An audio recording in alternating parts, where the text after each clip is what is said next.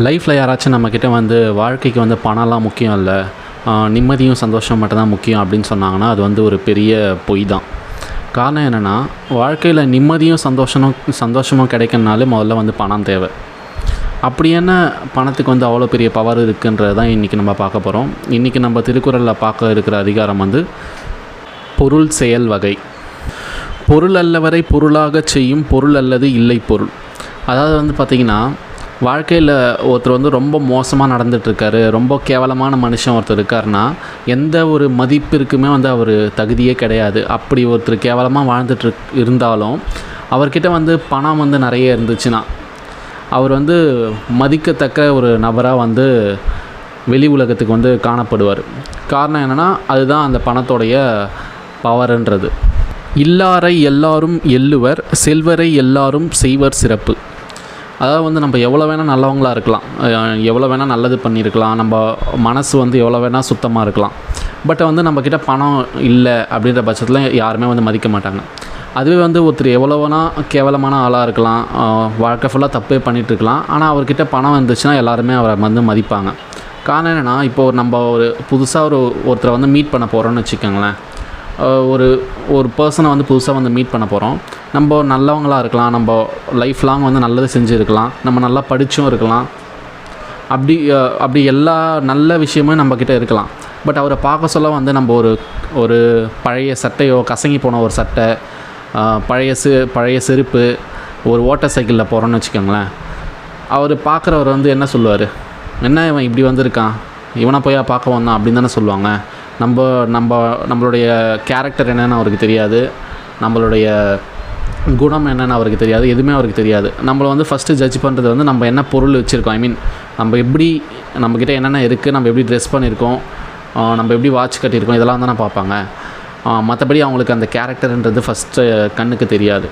இதுவே வந்து ஒருத்தர் தப்பான ஒரு மனுஷன், தப்பு பண்ணுற ஒருத்தர் வந்து நல்லா டிப்டாப்பாக ட்ரெஸ் பண்ணிக்கிட்டு புது பிராண்டட் வாட்ச்சு, பிராண்டட் ஷூ போட்டுட்டு வந்து இறங்குறாருன்னா அவரை வந்து ஓகே, இவர் டீசெண்டாக இருக்கார், நல்ல ஆள் போல் அப்படின்னு தான் சொல்லுவாங்க. காரணம் என்ன, அவர்கிட்ட பொருள் இருக்குது. இந்த இடத்துல பொருள்னு குறிப்பிடுறது வந்து பார்த்திங்கன்னா எல்லாமே தான். பணம், வீடு, வாசல், நம்மக்கிட்ட இருக்க நகை, மற்ற காரு, பைக்கு, இது எல்லாத்தையுமே தான் வந்து சேர்த்து தான் வந்து பொருள்னு திருவள்ளுவர் சொல்லியிருக்காரு. ஸோ இதில் வந்து பணம்ன்றது அத்தியாவசியம். ஸோ அதனால் வந்து நம்ம எவ்வளோ நல்லவங்களா கெட்டவங்களான்றதை இந்த உலகம் பார்க்காது. நம்மக்கிட்ட பொருள் இருந்துச்சுன்னா நம்மளை மதிக்கும், பொருள் அதாவது பணம் இல்லைன்னா நம்மளை மதிக்காது. பொருள் என்னும் பொய்யா விளக்கும் இருளருக்கும் எண்ணிய தேயத்து சென்று. அதாவது லைஃப்பில் எவ்வளோ வேணால் கஷ்டம் இருக்கலாம், லைஃப்பில் நம்மளுக்கு நிறைய ப்ராப்ளம்ஸ் இருக்கலாம், நிறைய கஷ்டம் இருக்கலாம். ஆனால் அந்த கஷ்டங்களை எல்லாத்தையும் சால்வ் பண்ணுற பவர் வந்து பார்த்திங்கன்னா பணத்துக்கு தான் இருக்குது. லைஃப்பில் வந்து 100 பிரச்சனை இருக்குன்னா அதில் 99 பிரச்சனையை வந்து பணம் வந்து சால்வ் பண்ணிடும். எல்லோரும் சொல்லலாம், சில விஷயத்தை வந்து பணத்தால் சரி பண்ண முடியாது அப்படின்னு சொல்லுவாங்க. அது வந்து மினிமம் தான். ஏன்னா 199 பிரச்சனையை வந்து பணம் வந்து சால்வ் பண்ணிவிடும். மீதி இருக்க அந்த ஒரு பிரச்சனையை தான் வந்து பணத்தால் சால்வ் பண்ண முடியாது. லைஃப்பில் யோசிச்சு பாருங்களேன், நம்மளுடைய 100 பிரச்சனையில் 99 பிரச்சனை வந்து பணத்தால் சால்வ் ஆகிடுச்சுன்னா மீதி இருக்கிற ஒரு பிரச்சனையை நம்ம ஈஸியாக சால்வ் பண்ணிட்டு போயிடலாமே. அதனால் வந்து பணத்துக்கு வந்து அவ்வளோ பவர் இருக்குது. நம்ம வாழ்க்கையுடைய பெரும்பாலான பிரச்சனைகளை வந்து சால்வ் பண்ணுற பவர் வந்து எதுக்கு இருக்குன்னா பணத்துக்கு மட்டும்தான் இருக்குது. அறனீனும் இன்பமும் ஈனும் திறனறிந்து தீதின்றி வந்த பொருள். அதாவது பார்த்திங்கன்னா, வாழ்க்கைக்கு வந்து 3 விஷயம் வந்து ரொம்ப முக்கியம். ஒன்று வந்து அறம்னா என்னென்னா கேரக்டர். நம்மளுடைய கேரக்டர் என்ன, நம்ம எவ்வளோ தைரியமாக இருக்கோம், நம்ம தன்னம்பிக்கையோடு இருக்கோம், எவ்வளோ நம்மளுக்கு அடுத்தவங்களுக்கு வந்து நல்லது செய்கிறோம், யாரையுமே வந்து கெடுக்காமல் எப்படி வாழறோம், இதெல்லாம் வந்து அறத்தில் அடங்கும், நம்மளுடைய கேரக்டர். ஓகேங்களா. 2வது விஷயம் வந்து பொருள்னால் அது பணம், வீடு, வாசல், நகை, இதெல்லாமே காரு, பங்களா, இதெல்லாமே வந்து பொருள் தான் அடங்கும். 3வது விஷயம் என்ன தேவைன்னா இன்பம். நம்ம எவ்வளோ சந்தோஷமாக இருக்கோம், இது வந்து இன்பம். ஓகேங்களா. எவ்வளோ திருப்தியாக இருக்கும், மன திருப்தியோட வாழ்க்கையில் வந்து வாழறோம், இது வந்து இன்பத்தில் இருக்கும். ஸோ 3 விஷயம் முக்கியம்: அறம், பொருள், இன்பம். இதில் வந்து என்ன சொல்கிறாங்கன்னா, இந்த பொருள் இருக்குது இல்லையா, அதாவது வந்து இந்த பொருள் சம்பாதிக்கிறோம், அதாவது பணம் சம்பாதிக்கிற பட்சத்தில் யாருக்குமே வந்து கெடுதல் செய்யாமல், யாருக்குமே வந்து எந்த ஒரு கெடுதலும் செய்யாமல், துரோகமும் செய்யாமல் நம்ம சம்பாதிக்கிற பணன்றது, இந்த மாதிரி நம்ம யாருக்குமே வந்து கெடுதலே பண்ணாமல் நம்ம சம்பாதிக்கிற பணன்றது நம்மளுக்கு வந்து நல்ல ஒரு கேரக்டர், அதாவது வந்து அறத்தையும் கொடுக்கும், நம்மளுக்கு சந்தோஷத்தையுமே வந்து கொடுக்கும். ஓகேங்களா. ஸோ யாருக்குமே வந்து கெடுதல் பண்ணாமல் நம்ம எவ்வளோ வேணால் சம்பாதிக்கலாம். அருளோடும் அன்போடும் வாரா பொருளாக்கம் புல்லால் புரளவிடல். இந்த பணம் சம்பாதிக்க சொல்ல என்னென்னா, நம்மளுக்கு வந்து அதில் அடுத்தவங்களுடைய பிளெஸ்ஸிங்ஸில் தான் நம்ம சம்பாதிக்கணும். அடுத்தவங்களுடைய அருள் அடுத்தவங்களுடைய அன்பில் தான் நம்ம சம்பாதிக்கணுமே தவிர மற்றவங்களோட வயிற்றுச்சலில் வந்து நம்ம சம்பாதிக்கக்கூடாது. ஃபார் எக்ஸாம்பிள் சொல்லணுன்னா, அது எப்படி பிளெஸ்ஸிங்ஸு அது எப்படி அன்போடு சம்பாதிக்கிறதுன்னு ஏதாவது ஒரு எக்ஸாம்பிள் சொல்கிறேன். இப்போ வந்து ஒரு பையன் இருக்கான்னு வச்சுக்கோங்களேன். ஒரு பையன் வந்து ஒரு டீச்சர்கிட்ட வந்து போய் டியூஷன் சேர்றான். ஓகேங்களா. அந்த டீச்சரும் வந்து அந்த டியூஷனுக்கான ஒரு ஃபீஸ் வந்து வாங்குறாரு, ஒரு 500 ரூபா வாங்குறாருன்னு வச்சுக்கோங்களேன். ஸோ அந்த பையன் வந்து அந்த டீச்சர்கிட்ட போய் சேர்றான். அவர் நல்லா சொல்லி கொடுத்தாருன்னு வச்சுக்கோங்களேன். அவர் நல்லா சொல்லி கொடுத்து அந்த பையன் பாஸ் பண்ணிட்டான்னா அவன் என்ன சொல்லுவான், எங்கள் சார் வந்து எனக்கு நல்லா சூப்பராக சொல்லி கொடுத்தாரு, அவர் தான் பெஸ்ட்டு, இருக்கிறதுலே பெஸ்ட்டு, என்னை பாஸ் பண்ண வச்சிட்டாரு. ஸோ அந்த பையன்கிட்டேருந்து அவருக்கு வந்து ஒரு பிளெஸ்ஸிங்ஸ் கிடைக்குது இல்லையா, ஒரு பிளெஸ்ஸிங்ஸும் கிடைக்குது, ஒரு அன்பும் கிடைக்குது. இதுவே வந்து அவர் அந்த பணத்தை வாங்கிட்டு டீச்சர் வந்து அந்த காசை வாங்கிட்டு ஒழுங்காகவே சொல்லி கொடுக்கல அப்படின்ற பட்சத்தில் என்ன ஆகும், நான் வந்து என் வாழ்க்கையில் அந்த பையன் என்ன சொல்லுவான்னா, நான் 500 ரூபா கொடுத்து டியூஷன் போனேன்டா, இந்த ஆள் வந்து ஒழுங்காகவே சொல்லிக் கொடுக்கல, இந்த ஆளால் தான் நான் ஃபெயில் ஆனேன் அப்படின்னு சொல்லிட்டு வயிறு எறிவான். ஓகேங்களா. அப்போ அந்த இடத்துல பிளெஸ்ஸிங்ஸ்ன்றது கிடைக்காது. ஸோ நம்ம சம்பாதிக்கிற பணன்றது வந்து இது எல்லா பிஸ்னஸுமே அடங்கும். ஒரு கடைக்கு போய் ஒரு பொருள் வாங்குறோன்னா, நல்ல பொருள் வந்து அந்த கடைக்காரர் கொடுத்தாருன்னா வாங்குறவங்க வாடிக்கையாளர் வந்து என்ன சொல்லுவாங்கன்னா, பரவாயில்ல இந்த கடையில் நல்லா வந்து பொருள்லாம் வந்து கொடுக்குறாங்க, பெஸ்ட்டு குவாலிட்டியில் வந்து கொடுக்குறாங்க அப்படின்னு சொல்லிட்டு கொடுத்த காசுக்கு ஒர்த்து அப்படின்னு சொல்லிட்டு பிளெஸ்ஸிங்ஸ் வந்து கிடைக்கும். அடுத்த தடவையும் அவங்கக்கிட்ட வந்து ரெகுலராக வருவாங்க. இதுவே வந்து கெட்டுப்போன பொருள் கொடுத்தா என்ன சொல்லுவாங்கன்னா, இந்த கடைக்கு போகவே கூடாது, கெட்டுப்போன பொருளை கொடுத்த காசு வேஸ்ட்டு, இவனால் நல்லாவாக இருப்பான் அப்படின்னு தானே சொல்லுவாங்க, சாபத்தை தானே வாங்குவாங்க. ஸோ இதுதான் வந்து விஷயம். ஸோ பணம் நம்ம இது எல்லா பிஸ்னஸ்லையுமே தான் அடங்கும். எல்லா தொழில் எந்த ஒரு வேலை செஞ்சாலுமே அதில் அடங்கும். ஸோ அந்த மாதிரி நம்ம பணம் சம்பாதிக்க சொல்ல அடுத்தவங்களுடைய பிளெஸ்ஸிங்ஸ்லேயும் அடுத்தவங்களுடைய அந்த அன்புலேயும் தான் சம்பாதிக்கணுமே தவிர யாருடைய வயிற்றுச்சலையும் சம்பாதிக்கக்கூடாது. ஸோ அதுதான் பணம் சம்பாதிக்கிறதுக்கான ஒரு முக்கியமான வழி. ஒரு பொருளும் உள்கு பொருளும் தன் ஒன்னார்த் தெருப்பொருளும் வேந்தன் பொருள். ஸோ இந்த திருக்குறளில் என்ன சொல்லியிருக்காங்கன்னா, 3 விஷயம் வந்து கவர்மெண்ட்டுக்கு சொந்தமான பணம். ஒன்று வந்து டேக்ஸ் இருந்தால் தான் வந்து இந்த இடத்துல வேந்தன்னு குறிப்பிட்டிருப்பாங்க திருக்குறளில். வேந்தன்னா அரசர்னு பொருள். அந்த காலத்தில் அரசராட்சி இருந்தது, இப்போ வந்து மக்களாட்சின்றதுனால கவர்மெண்ட் தான். ஓகேங்களா. இந்த வந்து நம்ம கவர்மெண்ட்னு எடுத்துக்கலாம். ஸோ கவர்மெண்ட்டுக்கு சொந்தமான பொருள் வந்து 3 விஷயம், 3 வகையான காசு வந்து கவர்மெண்ட்டுக்கு சொந்தம். என்னென்னு பார்த்தீங்கன்னா, ஃபஸ்ட்டு வந்து டேக்ஸ் கட்டினா தான் கவர்மெண்ட்டால் ஒழுங்காக வந்து மக்களுக்கு வந்து சேவை செய்ய முடியும். ரெண்டாவது வந்து பார்த்திங்கன்னா கஸ்டம்ஸ், சுங்கவரி. ஓகேங்களா. கஸ்டம் டியூட்டி சொல்கிறோம் இல்லையா, அதுதான். மூணாவது விஷயம் வந்து பார்த்திங்கன்னா, அந்த காலத்தில் மன்னர்கள் வந்து இன்னொரு நாட்டில் போய் போர் செஞ்சு அந்த எதிரி நாட்டோடைய அரசரை வந்து வீழ்த்திட்டாங்கன்னா, அந்த எதிரி நாட்டோட அரசர் வந்து இந்த யார் ஜெயித்தாங்களோ அவங்களுக்கு வந்து கப்பம் கட்டுவாங்க. ஓகேங்களா. எதுக்காக அந்த கப்பம் கட்டுறாங்கன்னு பார்த்தீங்கன்னா, இந்த ஜெயிச்சார் இல்லையா அந்த அரசர், ஜெயிச்சுட்டு அந்த தோற்கடிக்கப்பட்ட அந்த அரசர்கிட்ட ஒரு டீல் மாதிரி ஏதாவது பேசுவாங்க. என்னென்னா, உன்னுடைய ராஜ்யத்துக்கான பாதுகாப்பை வந்து நான் தரேன், வேறு எந்த ஒரு வெளியிலேருந்து வேறு எந்த ஒரு அரசரும் வந்து உன் நாட்டுக்கு போர் தொடுக்காத மாதிரி வந்து நான் பார்த்துக்கிறேன், ஆனால் நீ அதுக்கு வந்து வரி வந்து கொடுக்கணும், கப்பம் கட்டணும், இல்லைனா நான் மறுபடியும் வந்து உன் நாட்டில் வந்து போர் புரிவேன், இல்லை வேறு யாராவது வந்து போர் புரிக்க சொல்ல நான் கண்டுக்க மாட்டேன் அப்படின்னு சொல்லுவாங்க. ஸோ அந்த ஒரு கப்பம் கட்டுறாங்க பார்த்தீங்களா, இது 3மே வந்து அந்த அரசருக்கு சொந்தமான பணம். பட் இப்போது வந்து நம்ம அந்த அளவுக்குலாம் போர்லாம் நம்ம நாடு வந்து ஈடுபடுறது கிடையாது, அந்த மன்னராட்சின்றதும் மாறிடுச்சு. ஸோ 3 விஷயம் வந்து அரசுக்கு சொந்தமான பணம். ஒன்று வந்து டேக்ஸு, ரெண்டாவது விஷயம் வந்து கஸ்டம்ஸ் சுங்கவரி, மூணாவது விஷயம் வந்து அந்த கப்பம் கட்டுறது, ஒரு நாட்டில் போய் போர் தொடுக்க சொல்ல அங்கேருந்து வர பணம். இது 3மே வந்து அரசருக்கு இப்போதைக்கு வந்து கவர்மெண்ட்டுக்கு சொந்தமான பணம். இது வந்து எதுக்காக சொல்கிறாங்கன்னா, லைக் கவர்மெண்ட்டுக்குன்னு ஒரு ரெஸ்பான்சிபிலிட்டி இருக்குது, கவர்மெண்ட்டுக்கு சேர வேண்டிய ஒரு பர்டிகுலர் பொருள் பணம்ன்றது இருக்குது, அதை வந்து அதுக்கு தான் போய் சேரணும். டேக்ஸ் எவேஷனை பற்றி சொல்லியிருக்காரு, டேக்ஸ் வந்து ரெகுலராக எல்லோரும் கட்டணுன்றதை பற்றி சொல்லியிருக்காரு. அருள் என்னும் அன்பின் குழவி பொருள் என்னும் செல்வ சிவிலியால் உண்டு. இந்த அன்பு இருக்குது இல்லையா, இந்த அன்போட குழந்தை வந்து பிளெஸ்ஸிங்ஸ், அதாவது வந்து அருள் சொல்கிறாங்க. இந்த அன்போட குழந்தை தான் வந்து அருள். ஆனால் இந்த அருளோட வளர்ப்பு தாய் யாருன்னு பார்த்தீங்கன்னா வந்து பொருள், அதாவது வந்து பணம். அது எப்படி எனக்கு புரியல அப்படின்னு சொல்கிறீங்கன்னா, இப்போ வந்து அன்பு வந்து இந்த அருள்ன்றது எங்கேருந்து பிறகுதுன்னா அன்புலேருந்து தான் பிறகுது. ஓகேங்களா. ஒருத்தன் நம்மளுக்கு பிளெஸ்ஸிங்ஸ் பண்ணுறாங்கன்னா, ஒரு பிளெஸ் பண்ணுறாங்க நல்லா இருப்பா அப்படின்னு சொல்கிறாங்கன்னா, அது வந்து ஒரு அன்பால் தானே சொல்லுவாங்க. ஸோ அந்த அன்பில் இருந்து தான் வந்து அந்த அருள் பிளெஸ்ஸிங்ஸ்ன்றது பிறகுது. பட் அந்த பிளெஸ்ஸிங்ஸ் வந்து கண்டினியூஸாக கிடச்சிட்டே இருக்கணும்னா நம்மளுக்கு என்ன தேவைன்னா, நம்மக்கிட்ட காசு இருக்கணும், பொருள் இருக்கணும். அது எப்படி புரியலன்னு சொல்கிறீங்களா? அதுக்கு வந்து ஒரு எக்ஸாம்பிளும் வந்து சொல்லலாம். இப்போ வந்து ஒரு குழந்தை இருக்குது, ஒரு பையனோ ஒரு பொண்ணோ இருக்காங்கன்னு வச்சிங்களேன். அது வந்து ஒரு வளர்ந்து முடிக்கிற வரைக்கும், ஒரு 20 வயசு 25 வயசு ஆகிற வரைக்கும் அந்த குழந்தைய பார்க்குற அந்த பையனையும் அந்த பொண்ணையும் பார்க்குற எல்லோரும் என்ன சொல்லுவாங்க, எல்லாருமே சொந்தக்காரங்களாக இருக்கலாம், சுற்றி இருக்கிற பெரியவங்களாக இருக்கலாம், எல்லாருமே அது கூட எப்படி பழகுவாங்கன்னா, எந்த ஒரு காழ்ப்புணர்ச்சியோ எந்த ஒரு வன்மமோ இல்லாமல் நார்மலாக தான் பழகுவாங்க, ஒரு அக்கறையோடு தான் பழகுவாங்க. பெரியவங்க பார்த்தா எப்படி இருக்க, நல்லா இருக்கியா, நல்லா படி, நல்லா எக்ஸாம் எழுது, நல்லா வேலைக்கு இது இப்படி இதெல்லாம் தான் சொல்லுவாங்க.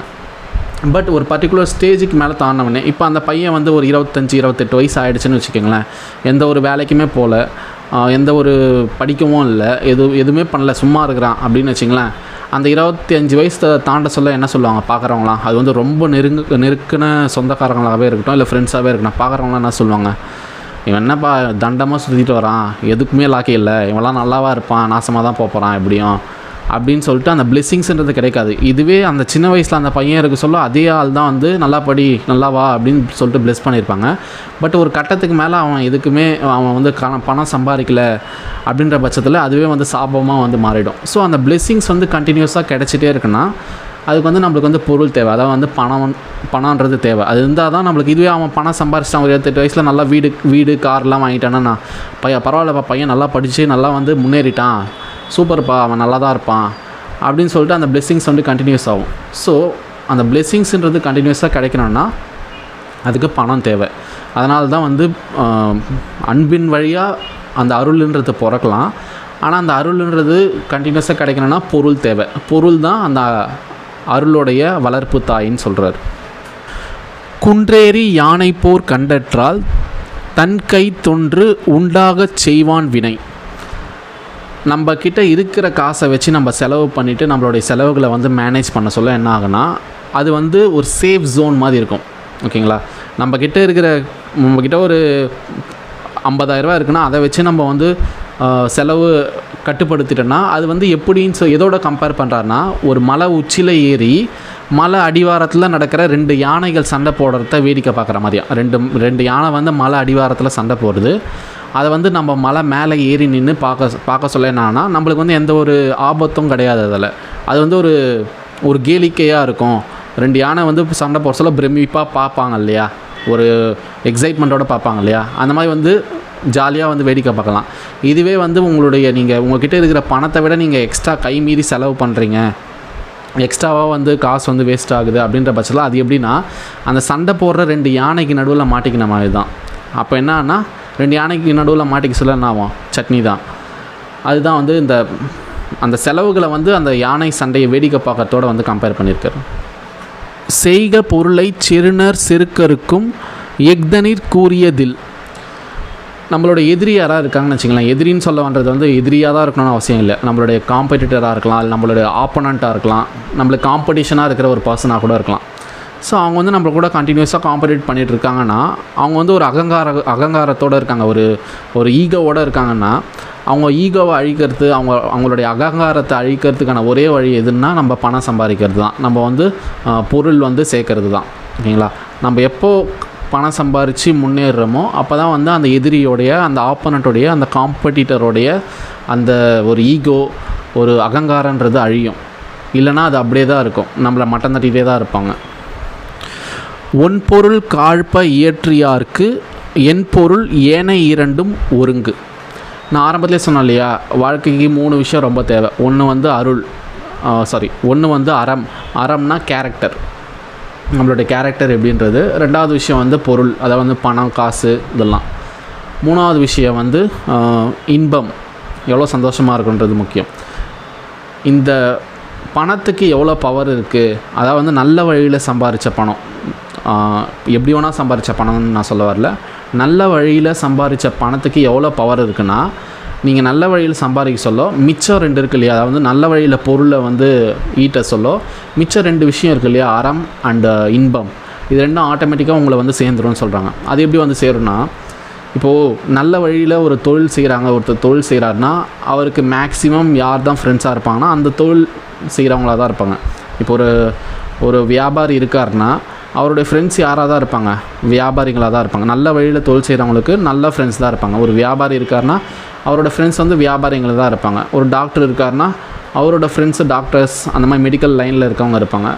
ஒரு இன்ஜினியர் இருக்காங்கன்னா அது சம்மந்தப்பட்ட சப்ளையர்ஸ் அந்த மாதிரி ஃப்ரெண்ட்ஸாக இருப்பாங்க. மேக்ஸிமம் நல்ல ஃப்ரெண்ட்ஸ் இருப்பாங்க நல்ல தொழில் செய்கிறவங்களுக்கு. இதுவே வந்து ஒரு கெட்ட தொழில் செய்கிறாரு, ஒரு ரவுடி இருக்காருன்னா அவருக்கு வந்து மேக்ஸிமம் யார் தான் ஃப்ரெண்டாக இருப்பாங்கன்னா ரவுடியாக தான் இருப்பாங்க. இது வந்து நேச்சுரலாக எல்லாருமே பார்க்குற விஷயந்தான். ஸோ நம்ம எந்த தொழில் செய்கிறோமோ அந்த தொழிலில் நல்லபடியாக பணம் சம்பாதிக்க சொல்ல அந்த தொழிலில் இருக்கிற அல்லது வந்து அவங்க கூட வந்து நல்லவங்க தான் சேருவாங்க. அப்படி நம்ம நல்லவங்க கூடவே பழக சொல்லுவோம். அந்த தொழில் மூலமாக நம்ம நல்லவங்க கூட பழக சொல்ல என்னாங்கன்னா ஒவ்வொருத்தருக்கும் ஒரு நல்ல கேரக்டர் இருக்கும் இல்லையா? நம்ம கூட பழகிற நல்லவங்களுக்கு அவங்களுக்குன்னு ஒரு ஸ்பெஷல் கேரக்டர், நல்ல கேரக்டர்னு இருக்கும். அதை பார்த்து நம்ம கற்றுக்க சொல்ல நம்மளுடைய கேரக்டருன்றது ஆட்டோமேட்டிக்காக இம்ப்ரூவ் ஆகும். ஸோ அதை தான் சொன்னேன், நல்ல வழியில் நம்ம சம்பாதிக்க சொல்ல நம்மளுடைய கேரக்டர் அறம்ன்றது ஆட்டோமேட்டிக்காக கிடைக்கும், இன்பம்ன்றதும் ஆட்டோமேட்டிக்காக கிடைக்கும். நல்லவங்களோட பழக சொல்ல நம்மளுக்கு சந்தோஷம் தானே, அதில் வந்து எதுவும் துன்பமும் கிடையாது. ஸோ இதுதான் ஒரு விஷயம். நம்ம நல்ல வழியில் பணம் சம்பாதிக்க சொல்ல வாழ்க்கைக்கு 3 விஷயம் தேவை: அறம், பொருள், இன்பம். நல்ல வழியில் நம்ம பொருள் சம்பாதிக்க சொல்ல மிச்சம் 2ம் ஆட்டோமேட்டிக்காக கிடைக்கும். அறம் கேரக்டர் வந்து ஆட்டோமேட்டிக்காக இம்ப்ரூவ் ஆகும். அண்ட் தென் இன்பம் சந்தோஷம் வந்து ஆட்டோமேட்டிக்காக கிடைக்கும். ஸோ இதுதான் வந்து சொல்ல வராங்க. ஸோ இதிலேருந்து என்ன தெரிய வருதுன்னா, பல பேர் பல விதமாக சொல்லலாம். பணன்றது முக்கியம் கிடையாது, நிம்மதியாக இருக்கணும், சந்தோஷமாக இருக்கணும், என்ஜாய் பண்ணணும் லைஃப்பை, நோய் இல்லாமல் இருக்கணும், எந்த ஒரு நோய் இல்லாமல் இருக்கிறது தான் முக்கியம், பணம் சம்பாதிக்கலாம் முக்கியம் இல்லை, லைஃப் லாங் வந்து எந்த நோயுமே இல்லாமல் வாழறது தான் முக்கியம், ஹெல்த்தியாக இருக்கணும், ஸ்ட்ரெஸ் பண்ணிக்கக்கூடாது, இந்த மாதிரி பல விஷயம் சொல்லுவாங்க. பட் இதில் எல்லாத்துக்குமே வந்து அடிப்படையாக எது தேவைன்னா பணம் தான் தேவை. நம்ம ஹெல்த்தியாக நம்ம உடம்பை பார்த்துக்கணுன்னா அதுக்கு நல்லா சாப்பிட்ணும், நல்லா எக்ஸசைஸ் பண்ணணும். நல்லா சாப்பிட்ணுன்னா அதுக்கு காசு தேவை இல்லையா? காசு இல்லாமல் யாராவது சாப்பாடு கொடுப்பாங்களா? கொடுக்க மாட்டாங்க. அப்போ அதுக்கு காசு தேவை.